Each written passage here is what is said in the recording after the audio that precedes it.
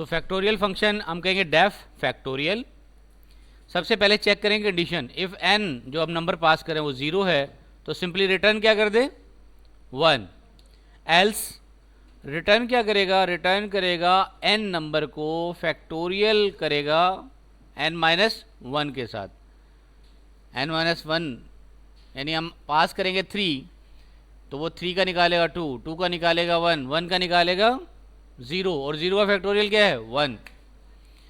तो हम कहेंगे n नंबर को मल्टीप्लाई कर दे फैक्टोरियल n के साथ, और फैक्टोरियल n में उसका छोटा नंबर होगा उससे एक छोटा, फिर वही प्रोसेस रिपीट होगा और आखिर में आपने प्रिंट करवा देना है क्या फैक्टोरियल। अब हम इसको रिटर्न करें, हम चलाएं इसको फंक्शन को, ये फंक्शन हमारा बन गया। अब हमने कैलकुलेट करना हो, लेट्स सपोज 5 का फैक्टोरियल करना है, क्या आएगा 5 का फैक्टोरियल क्या होगा 120। इसी तरह से अगर आपने 4 का फैक्टोरियल निकालना है, 4 का फैक्टोरियल क्या होगा 24, अभी हमने निकाला ना। 3 का फैक्टोरियल क्या होगा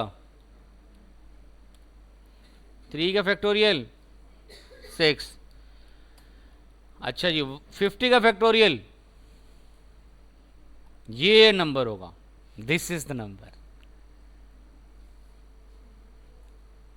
50 का फैक्टोरियल क्या होगा, 50 को मल्टीप्लाई करो 49 से, 49 को मल्टीप्लाई करो, उसको करो, करते करते तमाम को मल्टीप्लाई करोगे, जो रिजल्ट आएगा वो फैक्टोरियल कहलाता है। इस तरह से हम फैक्टोरियल फंक्शन बना सकते हैं, हमारा इजीली फैक्टोरियल फंक्शन बन सकता है यूजिंग द डेफ।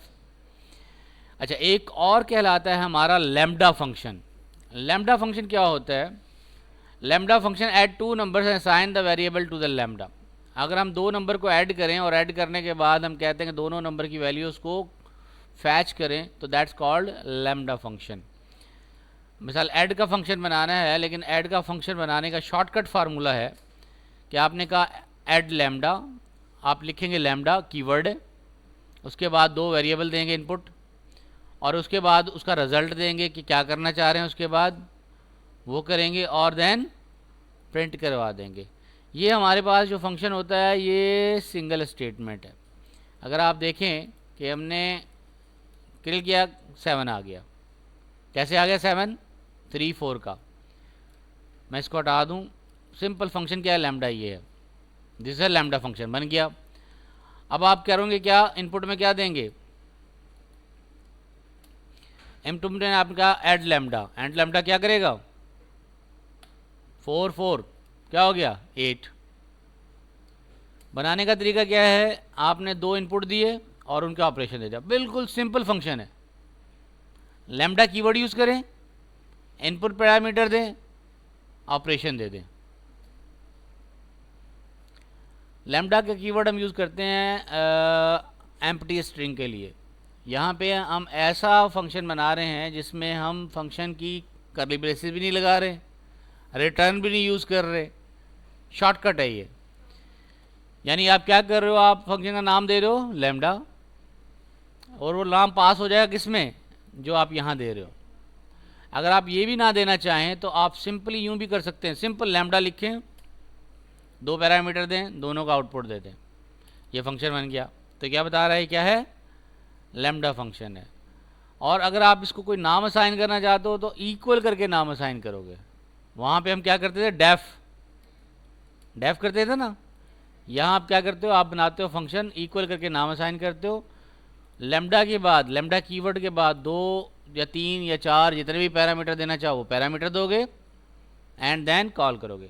तो ये लैम्डा फंक्शन क्या कर रहा है, 2 को ऐड कर रहा है। अगर मैं 3 वाला लैम्डा फंक्शन बनाऊँ तो क्या करूँगा, ऐड 3, फंक्शन का नाम क्या लिखा add 3 equal to lambda x Y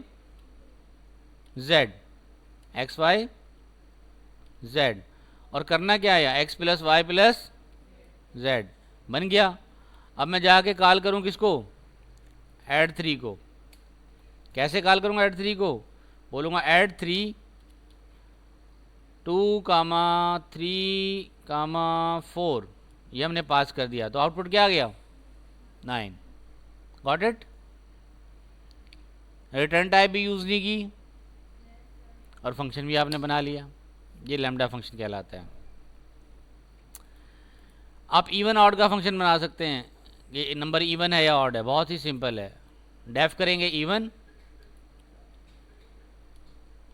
और अगर नंबर इवन है तो वो प्रिंट कर देगा, रिटर्न करेगा mod return and mod 2 is equal to 0। अगर 0 है तो प्रिंट कर देगा इवन, अदरवाइज प्रिंट कर देगा ऑड। तो हम देखें कि अगर हम चलाएं, हम बोलें उसको, ये सिंपल सा फंक्शन, इतना सा फंक्शन है, return n mod 2 is equal to 0। अब मैं कोई भी फंक्शन पास करूं, मैं बोलूं प्रिंट करो इज इवन, बूलियन है ये, इज इवन, क्या कहेगा, ट्रू। 4 क्या है, इवन है। इसी तरह से मैं बोलूं कि बताओ 5 क्या है, फॉल्स। क्योंकि रिटर्न में हमने क्या दिया, हमने कहा रिटर्न कर दो n mod 2 is equal to 0। तो अगर n mod 2 is equal to 0 होगा तो रिटर्न करेगा ट्रू, अदरवाइज रिटर्न करेगा फॉल्स। और फंक्शन का नाम क्या है, इज इवन। तो इस तरह से आप असाइन कर सकते हैं छोटा सा फंक्शन। अब आप आ गए बैंक सिस्टम, अपने बैंकिंग सिस्टम बनाना है। असाइनमेंट हमारी क्या बनेगी, अब फंक्शन बनाना है बैंकिंग सिस्टम। बैंकिंग सिस्टम का नाम है डेफ बनाएंगे बैंक सिस्टम, और उसमें आपके पास 4 चॉइसेस देनी है, check balance, check money, withdraw money and exit program. So function का जो नाम होगा वो वही देंगे जो आप नाम देना चाहते हैं उसको। तो उसके बाद हम उसकी लॉजिक बनाते हैं। इनिशियली आप क्या रखेंगे, कीवर्ड रखेंगे def, def for you are defining the function name. So def keyword, def के बाद आपने कहा बैंकिंग सिस्टम। इनिशियली आपका बैलेंस क्या होगा, 0 होगा। आप चलाएंगे वाइल लूप, कब तक चलाएंगे, वाइल विल बी ट्रू, और ऑप्शन दे देंगे। कौन कौन से option, number 1 check balance, number 2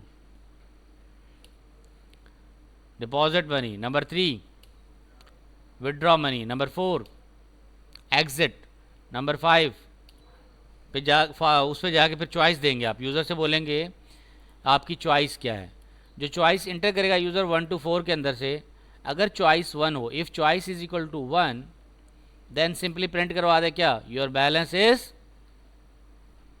balance amount करके करें, बैलेंस क्या है अभी इनिशियली 0। एल्स अगर यूज़र करे कि मैं डिपॉजिट करना चाह रहा हूँ, एल्स इफ डिपॉजिट करना चाह रहा हूँ, तो amount is equal to, user enter करेगा जो अमाउंट, वो फ्लोट में जाके किस में स्टोर हो जाएगी, अमाउंट में। अमाउंट में स्टोर होने के बाद आपने बैलेंस में उसको ऐड करना, तो बोलेंगे बैलेंस प्लस अमाउंट। और जब अमाउंट प्लस कर देंगे तो फिर प्रिंट करवा दें कि आपने कितनी अमाउंट डिपॉजिट कराई है। तो आप बोलेंगे आपने अमाउंट, पहले उठाएंगे अमाउंट को, डॉलर साइन से अमाउंट उठा लिया आपने, लिखेंगे डिपॉजिटेड, आपने डिपॉजिट करा दी। फिर लिखेंगे आपका नया बैलेंस क्या हो गया, new balance is equal to जो करंट बैलेंस होगा। देन चॉइस 3 होगी हमारी, अगर आप अमाउंट है और उसमें से क्या करना चाह रहे हैं, अमाउंट विड्रॉ करना चाह रहे हैं, तो अमाउंट विड्रॉ करने के लिए क्या करेंगे, सिंपली यूज़र से पूछेंगे कितनी अमाउंट विड्रॉ करना चाह रहे हैं, वो अमाउंट में स्टोर हो जाएगा, इस अमाउंट में स्टोर हो जाएगा। और अगर अमाउंट जो है उसको चेक करेंगे, ऐसा तो नहीं कि 0 में से पैसे निकाल ले, तो हम चेक करेंगे पहले अमाउंट ग्रेटर देन बैलेंस, तो यूज़र को बोलेंगे भाई इनसुफिशेंट फंड, आपके पास तो पैसे ही नहीं है, आप कहाँ से निकालेंगे। एल्स बैलेंस क्या कर देंगे, balance is equal to balance minus amount, और प्रिंट कर देंगे आपकी अमाउंट निकालने के बाद आपका बैलेंस ये हो गया। एल्स इफ अगर चॉइस 4 हो, क्या मतलब है, एग्जिट, एग्जिट पे क्या करेगा, ब्रेक लगा देगा। और अगर यूज़र चॉइस 1 2 3 4 5 नहीं लिखता, 4 नहीं लिखता हो, लिख देता 5 6, तो क्या कर दे, इनवैलिड इनवाइस। ये सारी की सारी स्टेटमेंट हमने किसके अंदर लिखी, डेफ बैंक सिस्टम के अंदर, ठीक है। तो इसको हम चलाएं, और एल्स हमारा ये आ रहा है लास्ट में, इसके बाद हम प्रिंट स्टेटमेंट दे रहे हैं, तो लास्ट प्रिंट स्टेटमेंट लिखेंगे। और ब्रेक जो है वो हमारा क्या है, चॉइस के बाद आ रहा है। और बैलेंस अमाउंट माइनस में हमने एल्स कहाँ लगाया है, 19 पे प्रिंट विड्रॉ विड्रॉ विड्रॉ का है, विड्रॉ विड्रॉ ये रहा, if amount is equal to withdraw this one, ये जो हमारा है इसके इफ, ये इस इफ के एल्स है, तो ये दोनों बराबर होंगे, ठीक है। यानी चॉइस 3 के अंदर दोबारा हम इफ लगा रहे हैं और वो देख रहे हैं अमाउंट जो है वो नेगेटिव में तो नहीं आ जाए, यानी कि आपके अकाउंट में पड़े 5,000, आप बोलो 10,000 दे दे, तो कहाँ से देगा, पहले चेक करेगा कि आपके अकाउंट में अमाउंट है या नहीं, अगर है तो फिर माइनस करेगा, अदरवाइज माइनस नहीं करने देगा। तो यहाँ लगाएंगे और फिर प्रिंट करेंगे कि आपकी अमाउंट जो है वो अगर सेटिस्फाई हो जाएगी तो प्रिंट कर देगा, ठीक है। और यहाँ पे आपने प्रिंट अमाउंट अमाउंट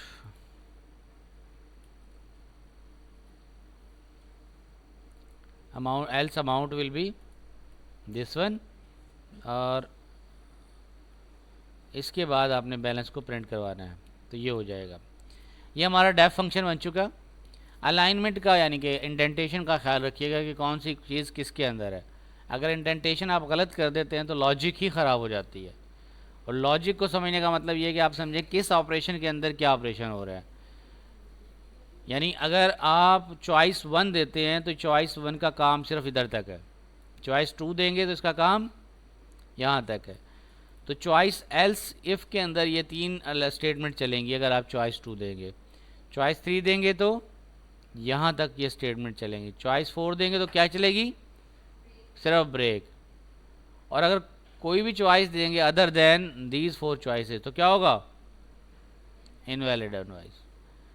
और जब आपको कहीं भी फंक्शन कॉल करना हो तो क्या करेंगे, वहाँ पे ये वाला हिस्सा कॉल करेंगे बैंकिंग सिस्टम, और बैंकिंग सिस्टम में आपके पास चॉइस आ गई 1 चेक बैलेंस, कितना बैलेंस है 0, 2 चूज़ ऑप्शन 2 हमने चूज़ किया, कहता है enter amount you want to deposit, हमने कहा 5,000 विड्रॉ डिपॉजिट कर लो। अब मेरा बैलेंस कितना हो गया, मैंने डिपॉजिट कितना किया 5,000, न्यू बैलेंस इज 5,000। अब मैंने कहा 2 विड्रॉ करना चाह रहा हूँ, अमाउंट लिखें कितनी विड्रॉ करना है, मैंने कहा 2,000, अच्छा दोबारा से 2 विड्रॉ डिपॉजिट कर रहे हैं, तो डिपॉजिट किया 2,000, कितना हो गया 2,000 डिपॉजिट हुए, न्यू बैलेंस विल बी 7,000। हमने कहा 3 विड्रॉ कर रहे हैं, कितने विड्रॉ कर रहे हैं 3,000, तो आपका बैलेंस कितना हो गया 3,000 विड्रॉ किए, न्यू बैलेंस 4,000। और 4 पे क्या करेंगे, एग्जिट करेंगे। मैं 4 नहीं करता 5 कर देता हूँ, क्या करेगा इनवैलिड चॉइस। चले मैंने कहा 6 ले लो, क्या बोलेगा, अगर मैं बोलूँगा फिर 5 तो क्या बोलेगा इनवैलिड चॉइस। जैसे ही मैं इंटर करूँगा 4 तो प्रोग्राम क्लोज, साइन आउट हो गया। क्लियर है जी, ये था डेफ फंक्शन। अब आपने वो सारा काम एक फंक्शन के अंदर डाल दिया, जब जहाँ भी आपको ज़रूरत करे आपने क्या करना है, बैंकिंग सिस्टम, बैंकिंग सिस्टम दोबारा चला लें। चेंज करना हो तो क्या करेंगे, इसकी फंक्शन की डेफिनेशन को चेंज करेंगे। अगर आपने गलती की और आगे जाके दोबारा से बैंकिंग सिस्टम फंक्शन डिफाइन कर दिया तो ये जो मेहनत की वो सारी ज़ाया हो जाएगी, ओवरराइड हो जाएगी। तो इसी वजह से जब आप नाम रखें वेरिएबल के तो ये कहा जाता है कि वेरिएबल के नाम मीनिंगफुल रखें, ठीक है। और जब आप दोबारा से आगे जाके रखें, यूज़ करें उन फंक्शन को, तो वहाँ पे आप चीज़ों को यूज़ करते वक्त इस चीज़ का ख्याल करें कि आपको याद हो कि मैंने क्या क्या फंक्शन बनाए हैं, डॉक्यूमेंटेशन इसकी प्रॉपर कर लें।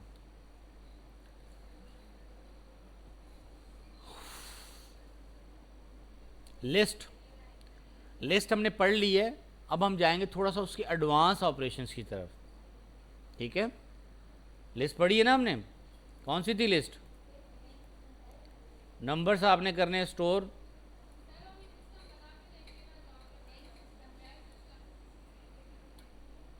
बैंक सिस्टम बना के देखेंगे।